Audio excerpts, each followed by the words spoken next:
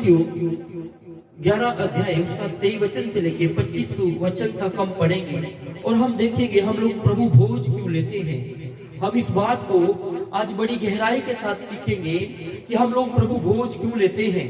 तो हम पढ़ेंगे, क्योंकि यह बात मुझे प्रभु से तो पहुंची पौलुस कहता है ये बात मुझे प्रभु से पहुंची और मैंने तुम्हें भी पहुंचा दी। और पौलुस ने कलीसियाओं को कहा, कलीसियाओं को इस बात को बताया क्योंकि प्रभु यीशु मसीह ने पौलुस से बात की और पौलुस को कहा कि प्रभु यीशु ने जिस रात वह पकड़वाया गया रोटी प्रभु ली यीशु मसीह जिस रात पकड़वाए गए उस रात प्रभु यीशु मसीह ने रोटी ली और धन्यवाद करके उसे तोड़ी और कहा, और धन्यवाद करके प्रभु यीशु मसीह ने उस रोटी को तोड़ा और कहा, ये मेरी देह है जो ये तुम्हारे मेरी लिए देह है जो तुम्हारे लिए है, मेरे स्मरण के लिए यही किया करो। मेरे स्मरण के लिए यही किया करो। यहाँ पर बात को नोट करना, यहाँ पर लिखा है प्रभु यीशु मसीह ने पौलुस को ये आज्ञा दी थी, यानी कि प्रभु यीशु मसीह ने प्रभु भोज लेने की आज्ञा वचन में दी थी, इसलिए हम लोग प्रभु भोज लेते हैं। पहली बात हमने सीखी, प्रभु यीशु मसीह ने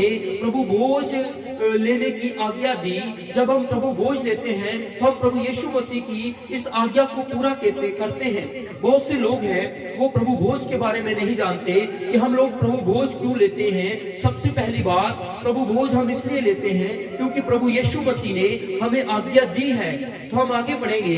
प्रभु यीशु मसीह ने कहा, प्रभु यीशु मसीह ने यहाँ पर कहा मेरी स्मरण के लिए यही किया करो। प्रभु यीशु मसीह ने कहा मेरी याद के लिए यही किया करो।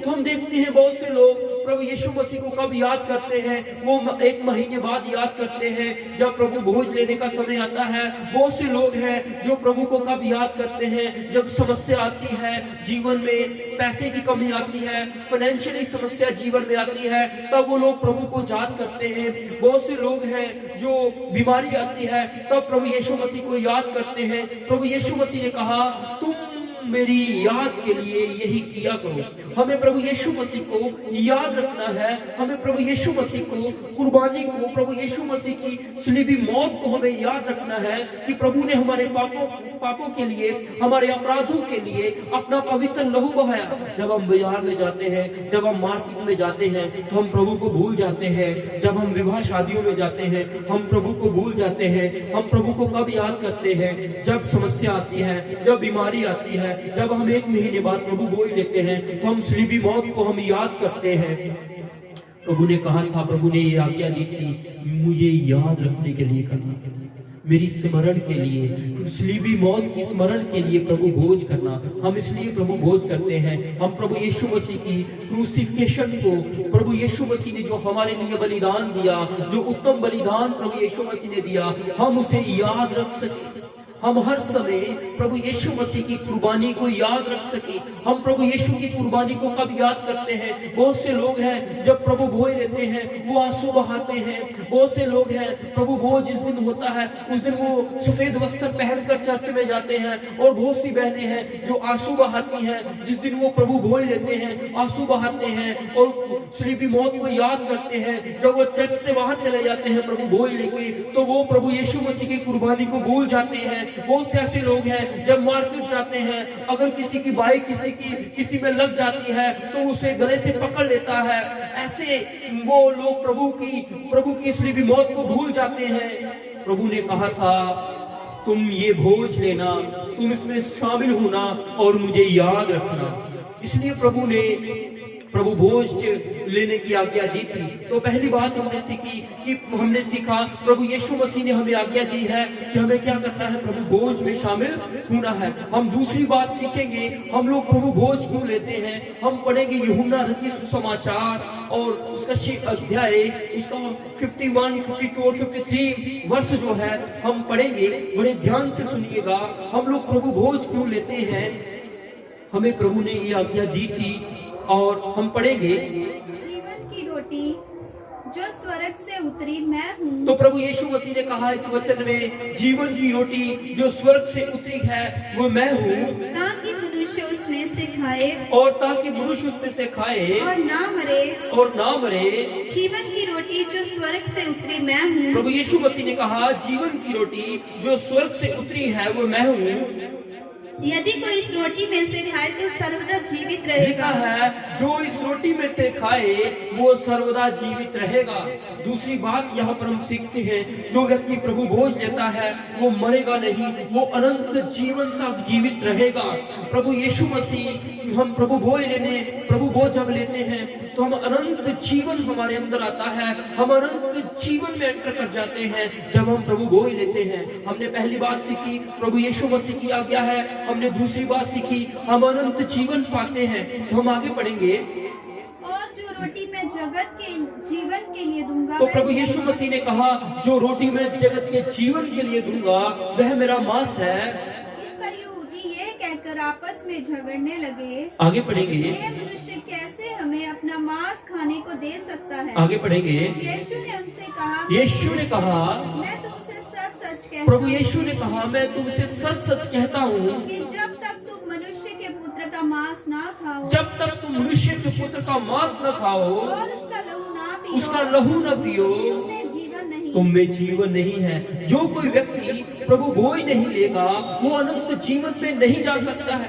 वो अनंत जीवन में प्रवेश नहीं कर सकता है, क्योंकि प्रभु यीशु मसीह ने साफ करके कहा जो कोई मेरा मांस ना खाए, मेरा लहू ना पिए, उसके अंदर जीवन नहीं है। बहुत से लोग हैं जो कहते हैं हमें प्रभु भोज लेने की आवश्यकता नहीं है। आप याद रखें प्रभु यीशु मसीह ने हमें ये आज्ञा दी है कि हमें प्रभु भोज लेना है, हमें ये रस्म जो प्रभु ने हमें दी है उसमें शामिल होना बहुत ज्यादा जरूरी है। अनंत जीवन में प्रवेश करने के लिए कलीसियाओं को खुदावंद प्रभु यीशु मसीह ने ये बात कही कि जब भी तुम इकट्ठे होते हो तो मेरी यादगिरी के लिए ये किया करो।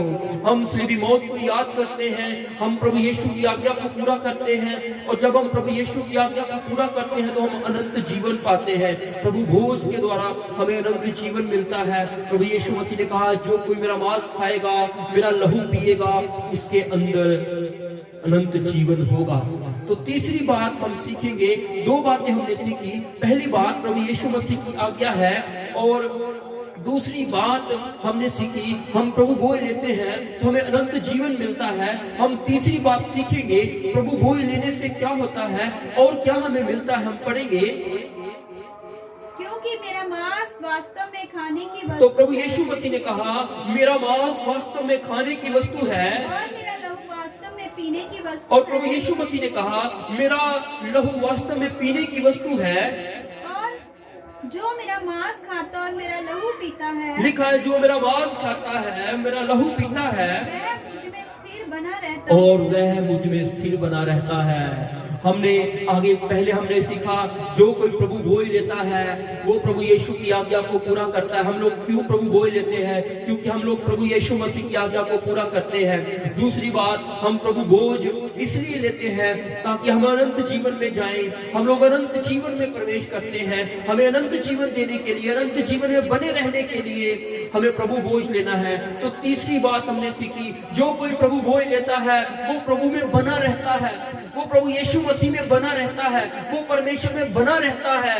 हमने तीन बातें सीखी, हम एक और आगे सीखेंगे और बातों को सीखेंगे, पढ़ेंगे। जो मेरा मांस खाता और मेरा लहू पीता है, प्रभु ने कहा जो मेरा मांस खाता है, मेरा लहू पीता है, अनंत जीवन उसी का और है, अनंत जीवन उसी का है। और मैं उसे अंतिम दिन फिर जिला तो उठाऊंगा। प्रभु ने कहा मैं उसे अंतिम दिन फिर जिला खड़ा करूंगा।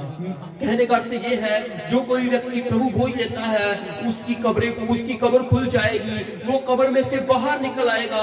जो व्यक्ति प्रभु भोज की रस्म के अंदर शामिल होता है।